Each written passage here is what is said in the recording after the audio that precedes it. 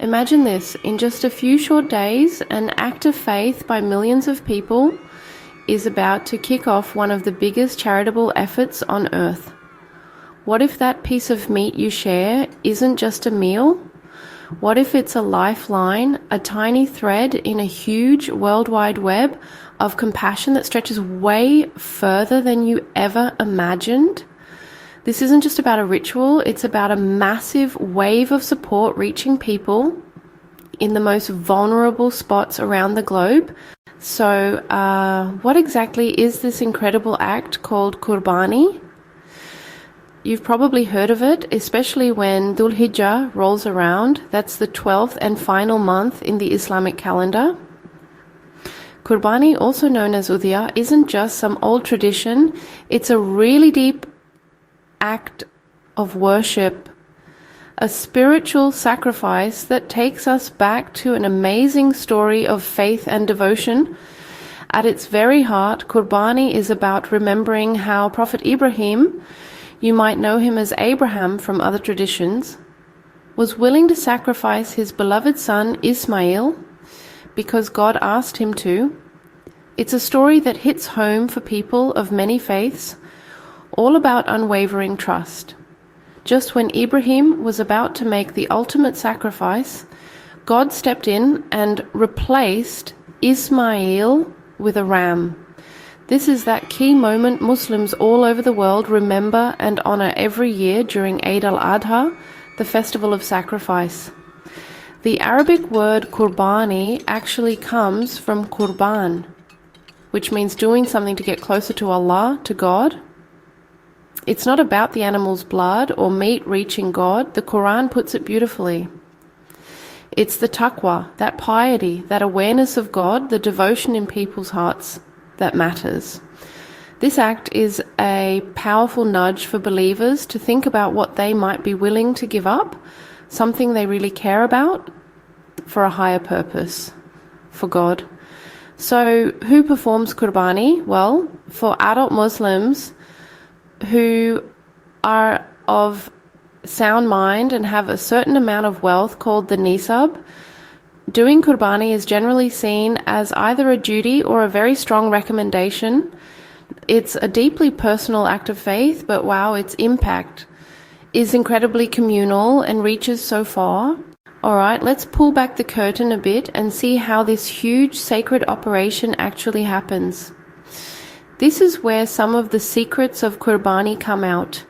First off, there's the intention or niyyah. This is a super important starting point. The person doing the Qurbani makes a clear intention that this act is for God. Then there's picking the animal. This isn't just any random choice. Only certain types of animals are allowed, usually sheep, goats, cattle, or camels. And they have to meet specific standards for age and health. For example, sheep and goats should generally be at least a year old, cattle at least 2 years, and camels 5. And it's really important that the animals are healthy with no defects or diseases. They must be treated kindly their whole lives, especially right before the sacrifice. The sacrifice itself happens on specific days of Eid al-Adha, the 10th, 11th, and 12th days of Dhul Hijjah. Some scholars say it can go up to the 13th day. The whole process is done humanely. A sharp knife has to be used to keep any suffering to a minimum. And it's a deeply held rule not to sharpen the knife in front of the animal. The words Bismillahi Allahu Akbar are said, underlining the sacredness of the act. In many places, especially in Western countries, people might not do the sacrifice themselves because of local rules. Instead, they donate to trusted charities and organizations. These groups then carry out the Qurbani for them in areas where it's allowed and often where the need is greatest. For bigger animals like cows or camels, up to 7 people can share in one Qurbani. This means more people can take part in this important act of worship. Once the animal is sacrificed, the meat preparation starts which takes us to the next big step, how it gets to those who need it most. This is where you really see the massive scale and the incredible human impact of Qurbani. The meat from these millions of sacrifices doesn't just stay put. Traditionally, the Qurbani meat is split into 3 shares. One share is for the person who did the Qurbani and their family. Another share goes to their friends, relatives, and neighbors. That helps strengthen community ties. And the really vital third share, that's for the poor and needy. This organized way of sharing makes sure the blessings of Eid al-Adha are spread around, and even the most vulnerable people can enjoy the holiday with a good, nourishing meal. Think about the logistics involved. Organizations like Islamic Relief, Muslim Aid, Al-Khidmat Foundation, and many others work incredibly hard to manage this huge task. They arrange Qurbani for donors from all over the world and distribute the meat in tons of countries, often focusing on places hit hard by poverty, conflict, or natural disasters. For example, thanks to generous donations in 2024, Islamic Relief was able to provide Qurbani meat to nearly 3.1 million people in 27 countries. Often the animals are bought locally in the countries where the meat will be given out, which is great because it supports local farmers and their economies. The meat is then given out fresh, chilled, or frozen, depending on what makes sense for the area and the local food culture. Meat packs are usually sized to feed a family. For instance, some organizations specify an average of 4 kilograms of meat per packet, which can feed a family for about a week. The people who receive the meat are chosen carefully, with a focus on the most vulnerable, like households headed by women, orphans, the elderly, and those living with disabilities. Just imagine trying to coordinate all that, finding the people who need it most in faraway villages or packed refugee camps, managing the slaughter according to Islamic guidelines. Some organizations even send donors updates or videos of their sacrifice, which is a nice touch for transparency and connection.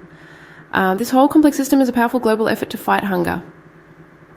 It's pretty amazing, isn't it, how a personal act of faith turns into a global humanitarian mission. If you're finding this look into Qurbani interesting, why not take a second to subscribe? While giving out meat is a very real and vital result, Qurbani means so much more than just sacrificing an animal and sharing food. At its absolute core, Qurbani is a profound act of submission to Allah.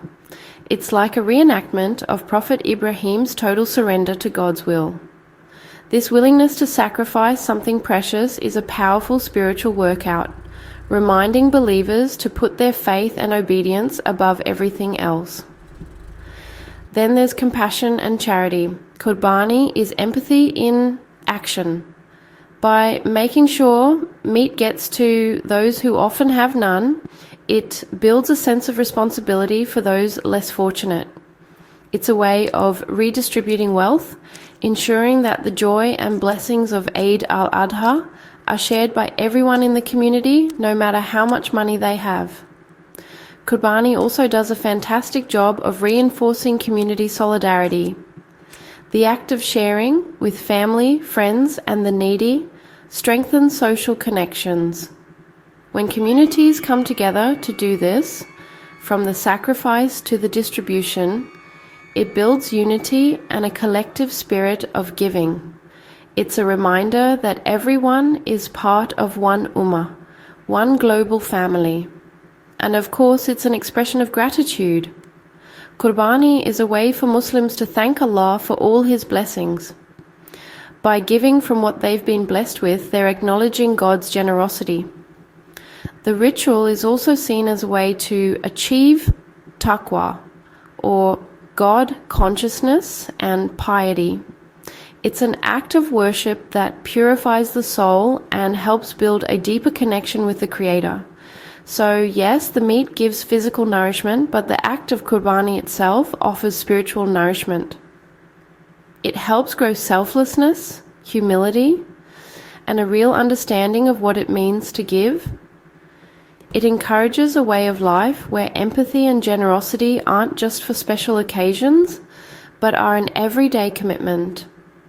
The secret isn't just in how it's all organized, but in this amazing power of the human spirit to transform. So, as we've journeyed through the world of Qurbani, from its deep spiritual roots to the amazing global network that gets the meat to where it's needed, it's super clear that this is way more than just a yearly ritual.